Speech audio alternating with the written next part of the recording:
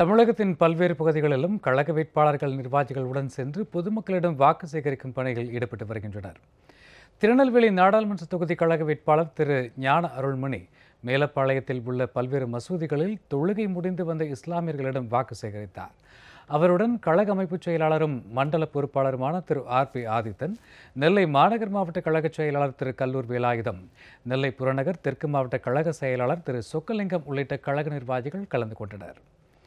திருச்சி நாடாளுமன்ற கழக வேட்பாளர் திருமதி சாருபாலா தொண்டைமான் மற்றும் மாநகர் மாவட்ட கழக செயலாளர் திரு ஜே.சி.நிவாசன், எஸ்டிபிஐ மாவட்ட தலைவர் திரு அசான் ஆகியோர் பாலக்கரை பள்ளிவாசலில் தொழுகை முடித்து வெளியே வந்த இஸ்லாமிய பெருமக்களிடம் வாக்கு சேகரிப்பில் ஈடுபட்டனர்.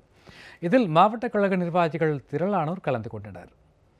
தேனி மாவட்டத்தில் பெரியகுளம் சட்டமன்ற தொகுதி வேட்பாளர் திரு கதிர்காமு மற்றும் தேனி மக்களவைத் தொகுதி வேட்பாளர் திரு தங்க தமிழ்ச்செல்வனுக்கு ஆதரவாக பெரியகுளம் கீழ வடகரை மக்கா பள்ளிவாசலில் இஸ்லாமிய சகோதரர்களிடம் கழக நிர்வாகிகளும் தொண்டர்களும் வாக்கு சேகரித்தனர்.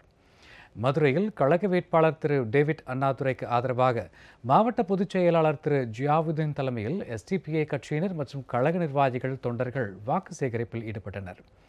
தொழுகை முடித்துவிட்டு வெளியில் வருகை தந்த இஸ்லாமியர்களிடம் மத்திய மாநில அரசுகளின் மக்கள் விரோத செயல்களை எடுத்துரைத்து தீவிர வாக்கு சேகரிப்பில் ஈடுபட்டனர்.